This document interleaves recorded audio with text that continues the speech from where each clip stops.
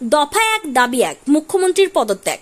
এই দাবিকে সামনে রেখে বিজেপির পক্ষ থেকে থানা ঘেরাও কর্মসূচি, উত্তেজনা, পুলিশের সঙ্গে আন্দোলনকারীদের চলে ধস্তাধস্তি। অপ্রীতিকর ঘটনা এড়াতে রায়গঞ্জ থানার আগে থেকেই গেট বন্ধ দেওয়া হয়েছিল। বিশাল মিছিল থানার সামনে পৌঁছতে গেট ধরে ঝাঁকাতে থাকে বিজেপির দলীয় নেতা কর্মীরা। পুলিশ বাধা দিতে গেলে পুলিশের সঙ্গে ধস্তাধস্তি শুরু হয়। প্রবল বৃষ্টিকে উপেক্ষা করে পুলিশের সঙ্গে আন্দোলনকারীরা গেটের সামনে বেশ কিছুক্ষণ বিক্ষোভ দেখান। এই আন্দোলন নিয়ে বিজেপির জেলা সভাপতি বাসুদেব সরকার আর কি বললেন শুনুন। আরজি করে ডাক্তারের ধর্ষণকারীদের বিচার, তাদের ফাঁসি দিতে হবে আইন অনুযায়ী। আরজি করে যে ঘটনা ঘটেছে সেই ঘটনার প্রতিবাদ জানিয়ে সারা রাজ্য জুড়ে, সারা দেশ জুড়ে প্রতিবাদের ঝড় উঠেছে।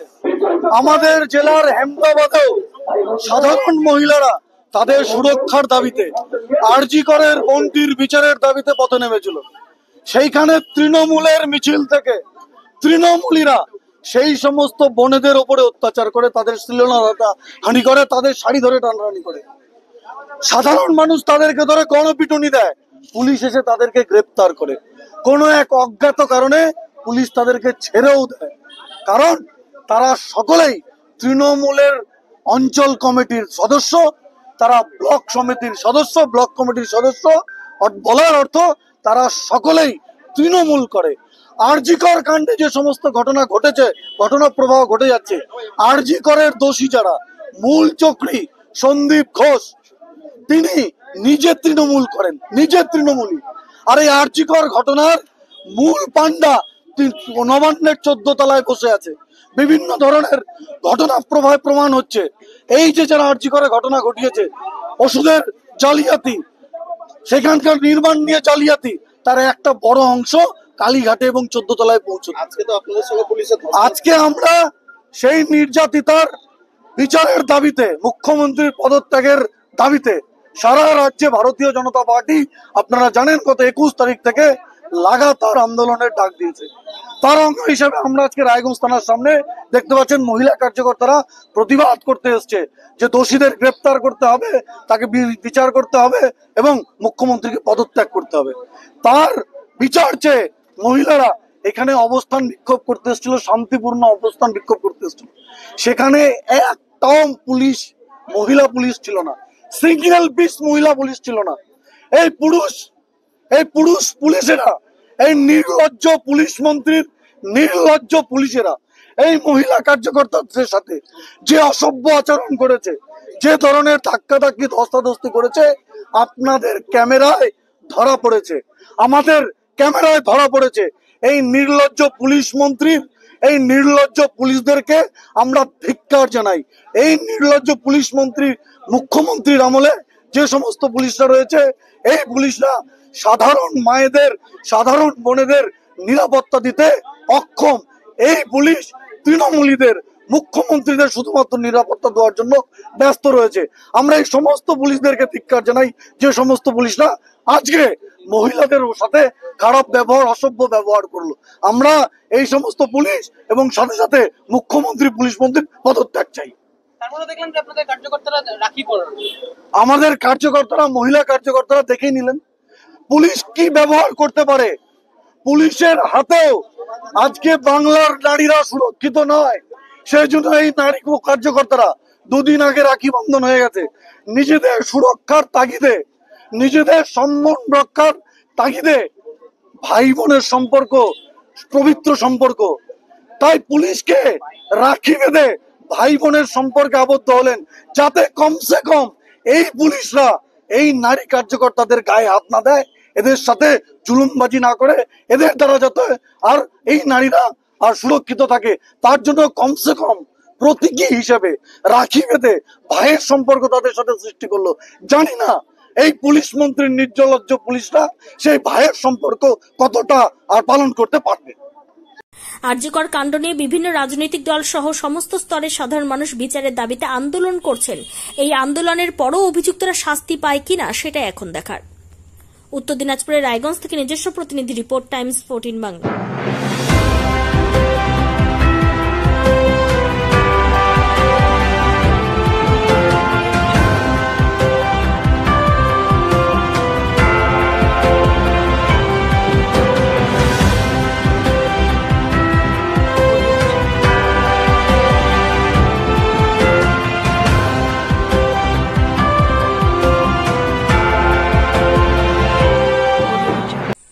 আন্তর্জাতিক মানের চিকিৎসা এখন ইটাহারে। 2 দিনাজপুরের মানুষকে আর মালদা, শিলিগুড়ি কিংবা কলকাতায় ছুটতে হবে না। উত্তর দিনাজপুরের উদীয়মান ব্লক উদ্বোধন হলো Itahar Paramount super speciality hospital. Itahar ব্লকের নোমনিয়া এলাকার বাসিন্দা তথা মুম্বাইয়ের প্রতিষ্ঠিত ব্যবসায়ী রফিকুল ইসলাম এই প্রতিষ্ঠানটির রূপকার। এখানে থাকছে মাল্টি স্পেশালিটি হাসপাতালের সুবিধা, যেমন সম্পূর্ণ অটোমেটিক প্যাথোলজি ল্যাবরেটরি। এছাড়াও এখানে কলকাতা, রায়গঞ্জ, মালদা, ইটাহার, শিলিগুড়ি, বেঙ্গালুরু, চেন্নাই এবং মুম্বাইয়ের স্বনামধন্য চিকিৎসকেরা স্বল্প মূল্যে রোগী দেখবেন। উত্তর দিনাজপুরের ইটাহারে বসে উন্নত চিকিৎসা পরিষেবা পেতে এবং বহিরাগত চিকিৎসকদের মাধ্যমে নিজেদের বিভিন্ন রোগ ব্যাধি দূর করতে শীঘ্রই যোগাযোগ করুন Itahar Paramount super speciality hospital, Porsha Shital petrol পাম্পের বিপরীতে, ইটাহার, উত্তর দিনাজপুর। মোবাইল নম্বর 9064996969। আপনি কি কিডনি রোগে ভুগছেন? তাহলে আর দেরি না করে আজই আসুন আপনার এলাকার একমাত্র বিশ্বস্ত প্রতিষ্ঠান জীবন রেখাতে।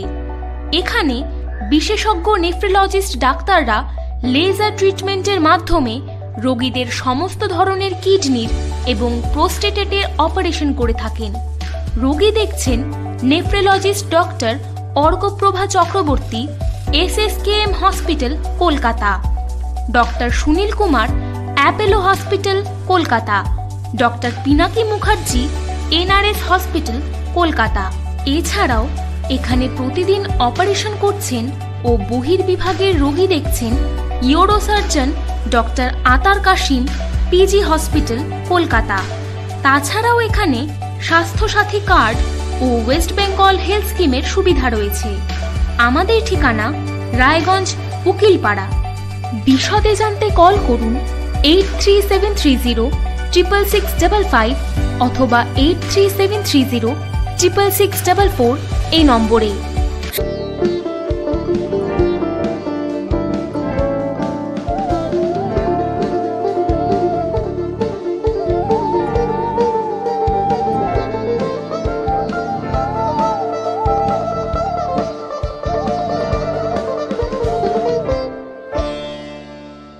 আপনি কি চাকরি পরীক্ষার্থী?